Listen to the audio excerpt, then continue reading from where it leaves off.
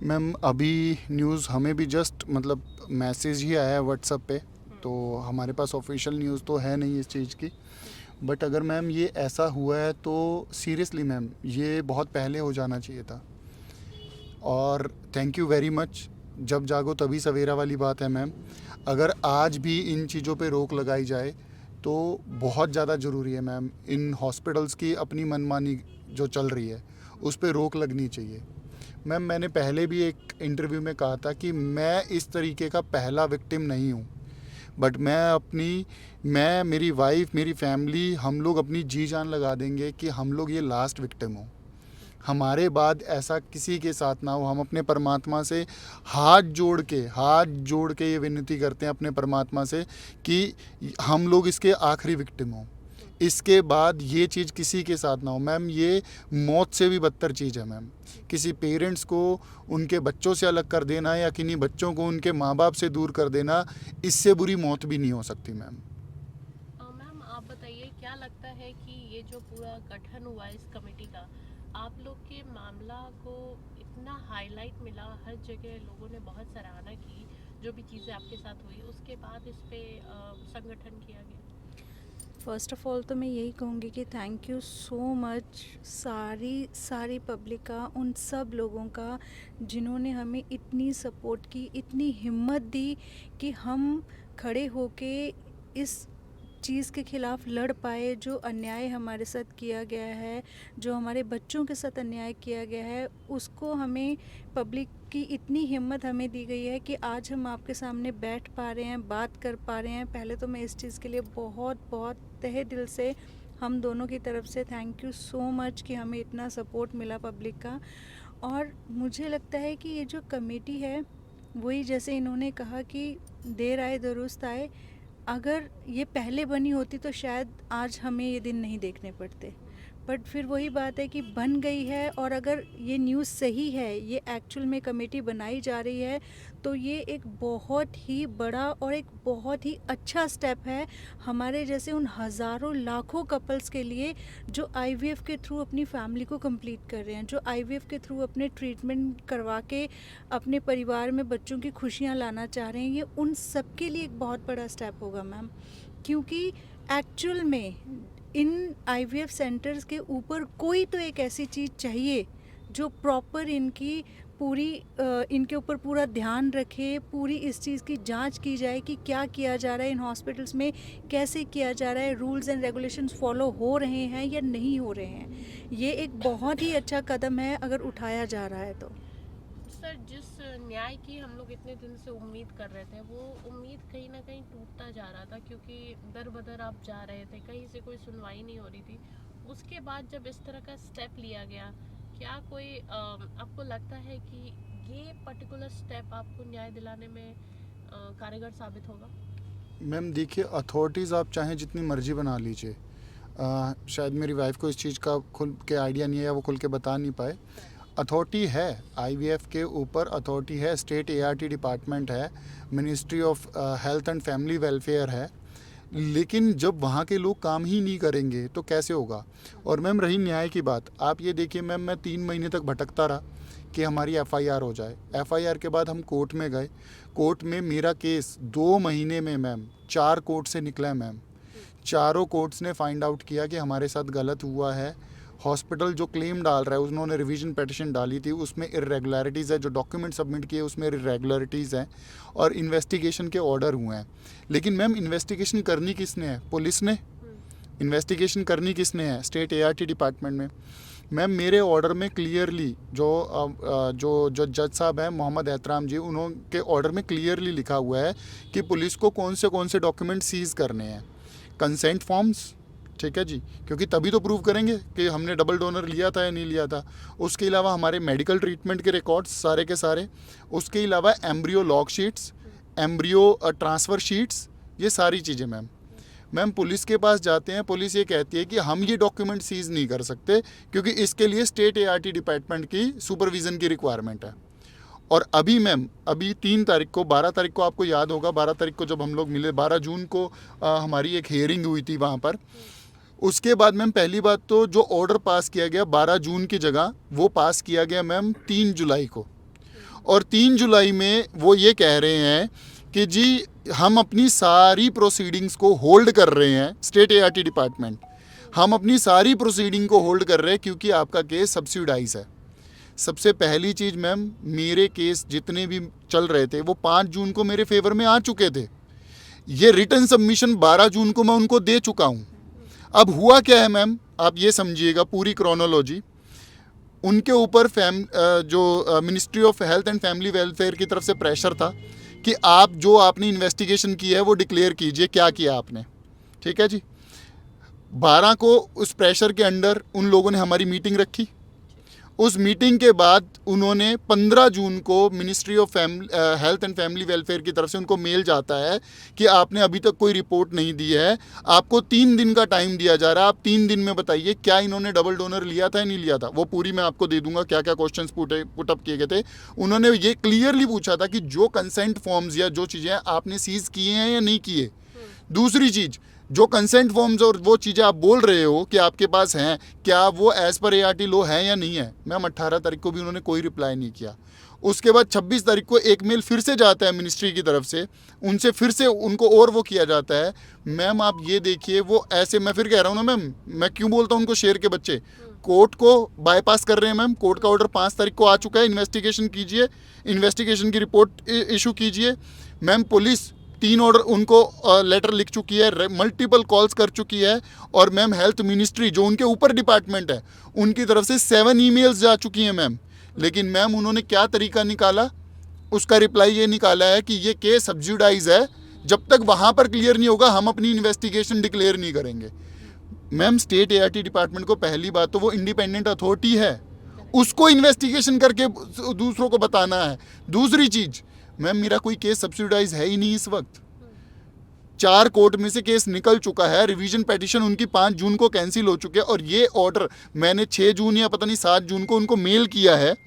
उसके अलावा हम 12 जून को रिटर्न सबमिशन देके हैं। मैम वो सिर्फ बच रहे हैं और वो सिर्फ बचाने की कोशिश कर रहे हैं।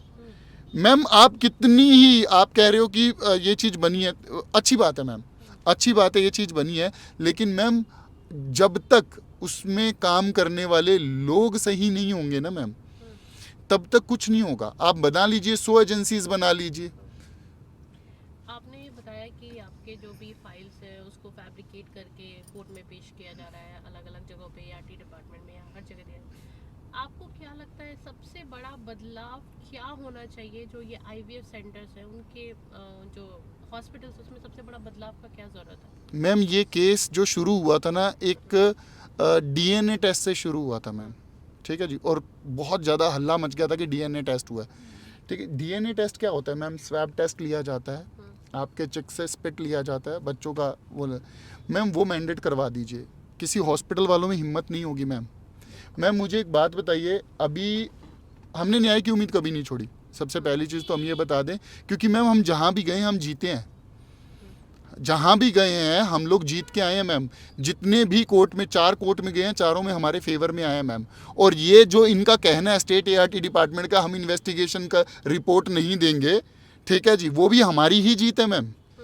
यहाँ से पता लग रहा है कि कौन छुपना चाह रहा है और कौन बचाना चाह रहा है, यहाँ से क्लियर दिख रहा है मैम, ठीक है ना जी मैम। मैम मैं सिर्फ एक चीज़ कहना चाहूँगा, इस DNA अभी आपने देखा होगा हर न्यूज़ पे, हर उस पे जितने भी IVF सेंटर्स वाले हैं मैम, ठीक है जी, उनकी एड्स आने लग गई है कि हम इतना क्वालिटी चेक करते हैं, हम इतना वो चीज़ें करते हैं। जो लोग हैं वो निकल के आने लग गए हैं मैम। ये अवेयरनेस होना ज़रूरी है, इन सोशल टैबूज से सबको बाहर आना ज़रूरी है मैम। DNA टेस्ट कुछ भी नहीं है, अगर आपने IVF करवाया है DNA टेस्ट मैंडेट कर दीजिए, ये सारे लाइन पे आ जाएंगे मैम IVF सेंटर वाले। आप मुझे एक बात बताइए मैम, मैंने डोनर नहीं लिया, ये मुझे ही प्रूव करना पड़ रहा है और उसके सारे डॉक्यूमेंट किसके पास है मैम? IVF centre. क्यों मैम, क्या रीज़न है, क्या रीज़न है? ऐसा क्यों इतना घटिया लॉ बना रखा है कि मुझे ही प्रूव करना पड़ेगा जाके? मैम इस केस को 15 दिन में ख़त्म किया जा सकता है, कुछ नहीं है मैम। 14 मई 2025 को जितने बच्चों का एम्ब्रियो ट्रांसफ़र हुआ है मैम, उस डेटा को सीज़ कीजिए, ठीक है जी। और 5 जनवरी 2026 को मैक्स हॉस्पिटल द्वारिका में जितने भी ट्विंस हुए हैं उनका डेटा सीज कीजिए मैम, पता चल जाएगा मेरे बच्चे कहाँ पर है। लेकिन मैम आप ये देखिए हॉस्पिटल वाले और जितने भी डिपार्टमेंट है उनकी मिली जुली सांठगांठ, आज तक वो डॉक्यूमेंट सीज नहीं करवा रहे।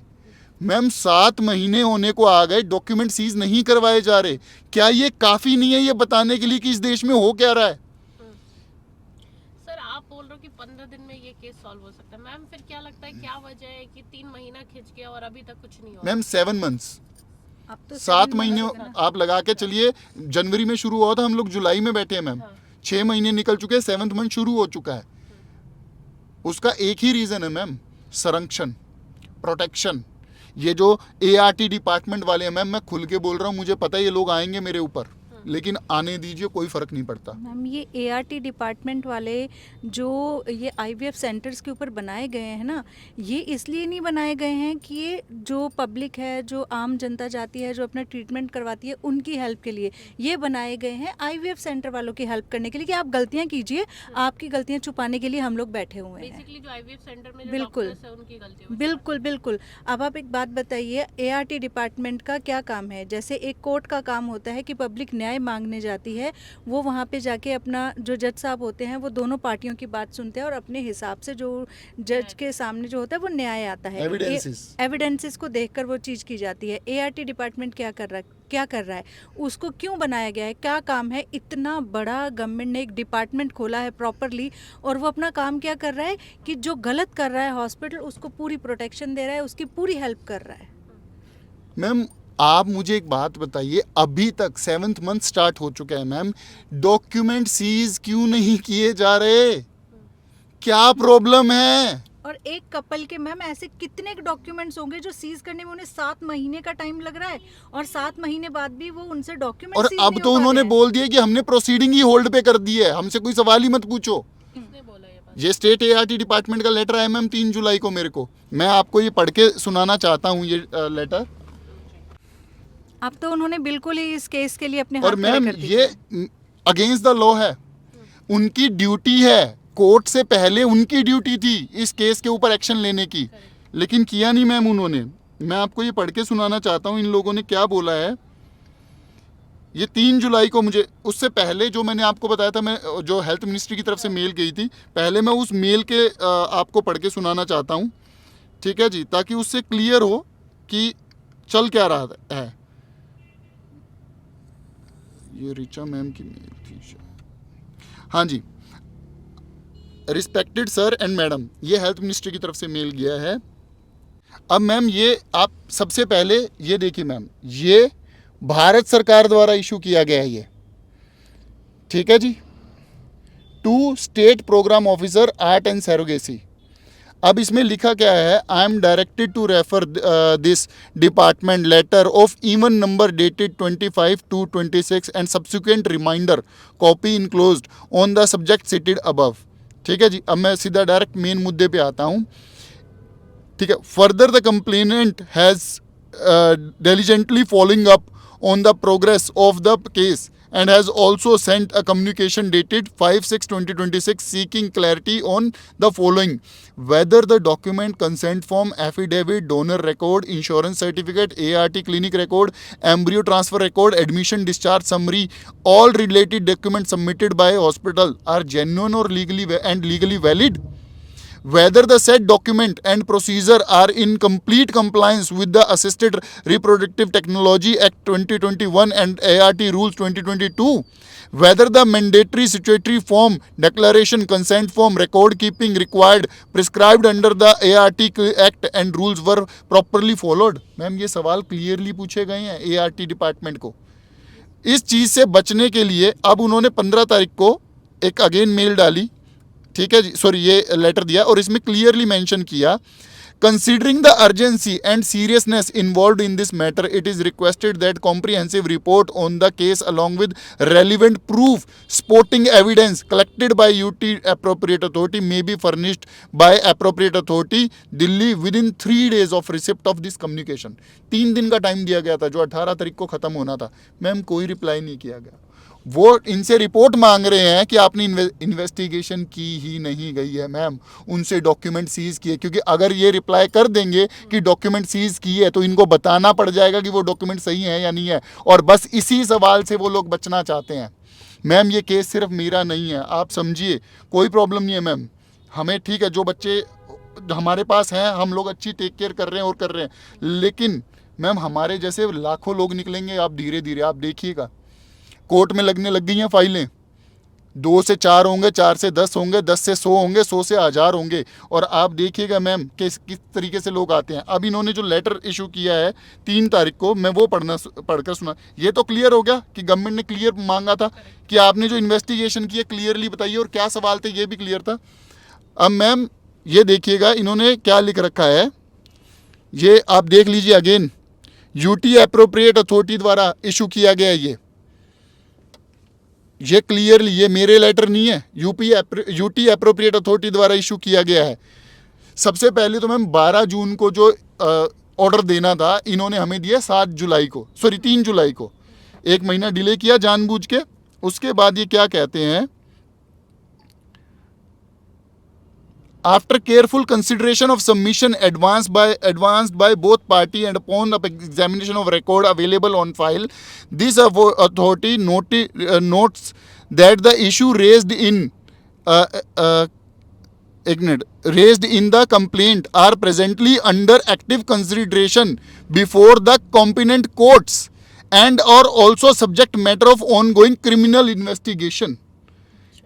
मैम कोर्ट ऑर्डर ऑलरेडी 5 तारीख को कर चुका है, ये मेरा केस कोर्ट में है ही नहीं, और ये तो आपकी ड्यूटी है ना, ये तो आपकी ड्यूटी है इन्वेस्टिगेशन करने की। 6 महीने से क्या झक मार रहे थे?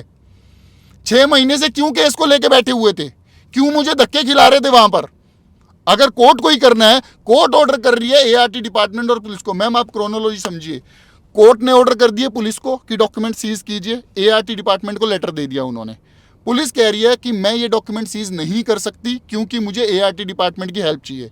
एआरटी डिपार्टमेंट कह रहा है ये केस क्रिमिनल इन्वेस्टिगेशन चल रही है, मैं इसमें कोई इन्वेस्टिगेशन नहीं करूंगा। तो इट मीन्स डॉक्यूमेंट तो कभी सीज होंगे ही नहीं, और जब डॉक्यूमेंट सीज नहीं होंगे वो आराम से निकल जाएंगे मैम हॉस्पिटल वाले। मैम ये है इस तरीके से, और ये बेवकूफ़ बनाया जाता है मैम, ये पूरे तरीके से ये रैकेट है मैम, इसकी इन्वेस्टिगेशन पूरी करवाइए। मैं सीरियसली कह रहा हूं, अगर जेन्युइनली कोई हायर अथॉरिटी पे लोग बैठे हैं, प्लीज़ इस पूरे रैकेट को साफ कीजिए, क्योंकि ये बात सिर्फ मेरे बच्चों तक नहीं रही मैम। मल्टीपल लोगों के कॉल आते हैं कि भैया डीएनए के लिए इसके लिए आईवीएफ के लिए जा रहे थे, हमने हॉस्पिटल से राइटिंग में लिया जो आपने बोला था। हॉस्पिटल वाले वीडियोस बना के डाल रहे हैं कि हम ये सेफ्टी। सर अगर एक बच्चा भी बचेगा ना अपने माँ बाप से दूर होने से, तब भी हमारी जीत है, ये तब भी हमारी जीत है, क्योंकि हम लोग सामने आए हैं तो लोग अब हिम्मत कर पा रहे हैं उनसे राइटिंग में मांगने की। हम सामने आए हैं तो जिन लोगों के साथ गलत हुआ है वो कोर्ट की लाइन में लगे हैं। आज वो कोर्ट की लाइन में लगे हैं, आप जल्दी देखिएगा वो मीडिया में भी होंगे। आज ये अथॉरिटी बनी है तो मैं उम्मीद बस इतनी करता हूँ कि ये अथॉरिटी अपना काम करे, ये स्टेट एआरटी डिपार्टमेंट की तरह उन लोगों को संरक्षण ना दे। सर मेरा आप लोग से सवाल ये है कि आप लोग ने one of the best doctors चुना, डॉक्टर शिवानी, जो कि बहुत रिनॉन डॉक्टर है और अब एक्सपर्टीज है बेसिकली उनकी। जब उनके संरक्षण में इस तरह की चीजें हुई तो लोग कहाँ जाए? इसमें मैम मैं बस एक चीज़ सबसे पहले ना, चुना नहीं मैम, ये वर्ड ही गलत है, हमने चुना ही नहीं। हम डॉक्टर शिवानी सचदेव गौर को जानते ही नहीं थे, हमें रेफर किया गया मैम। मतलब मिल गए? हाँ जी बिल्कुल जी मैम। देखिए इसमें मैं वही चीज़ कहूँगा कि मैम जब तक किसी भी प्रोसेस में ट्रांसपेरेंसी नहीं होगी, ठीक है, तब तक ये सब कुछ ऐसे ही चलता रहेगा मैम, सब कुछ एज इट इज़ चलेगा, ये सारी चीज़ें ऐसे ही चलेंगी, ठीक है। आप ये लगा के चलिए सारे डॉक्यूमेंट टेबल पे होने के बावजूद उस अथॉरिटी ने जवाब देने से मना कर दिया है, तो इससे ज़्यादा क्या प्रूफ चाहिए मैम? एक बात बताइए, दिल्ली में मैम क्या ये सिर्फ कोइंसिडेंस है कि हमारा केस सामने आने के बाद दिल्ली में एक रैकेट पकड़ा गया जो नवजात शिशु बेचता था? मैम वो किसी के तो चोरी किए गए होंगे, ठीक है जी मैम। क्यों उसकी रिपोर्ट पब्लिक नहीं की जा रही कि वो किसके बच्चे थे, कौन खरीद रहा था? क्यों सामने नहीं लाया जा रहा इन रिपोर्ट्स को? मैम मैं थक गया हूँ पुलिस स्टेशन से बात करते करते कि भैया वहीं पर पता कर लो कि 5 जनवरी को कोई बच्चे लेके तो नहीं आया। मैम कुछ, और मैम उम्मीद नहीं टूटेगी हम लोगों की। हम लोग टूटने वाले लोग नहीं हैं, हम लोग लड़ेंगे मैम अपने हक के लिए।